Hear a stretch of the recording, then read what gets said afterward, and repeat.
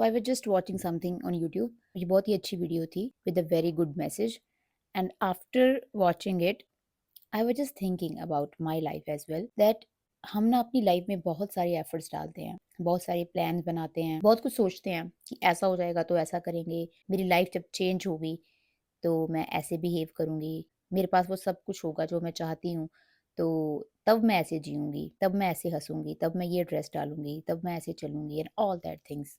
From the past 7 years I am struggling in my life. जो अब तक मुझे स्ट्रगल लगती थी, which is now I am in a growing phase of my life, finally realized that it was not a struggling phase, it was actually a learning phase for me। तो वो चीज़ें अब रियलाइज़ हुई। हम plan तो बहुत कुछ करते हैं, कई बार मंथ्स का होता है, कई बार सालों का होता है।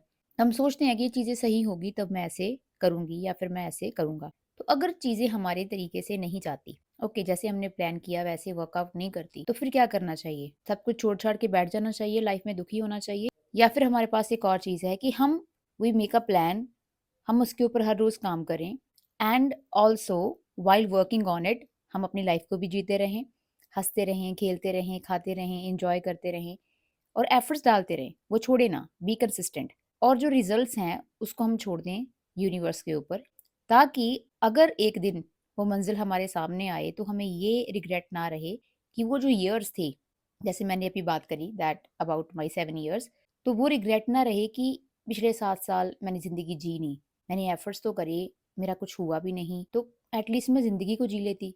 एफर्ट्स आप करते रहो, मेहनत आप करते रहो, दिमाग में ये चीज़ सोच के रखो कि हाँ हो जाएगा, होना तो है ही, वो आप दिमाग में ढाल लो कि होना तो है ही, बट साथ-साथ जीते भी रहो। क्योंकि ये दिन, ये साल जो वेस्ट हो गए ना, ये वापस आने वाले नहीं है, यही एक्चुअल लाइफ है।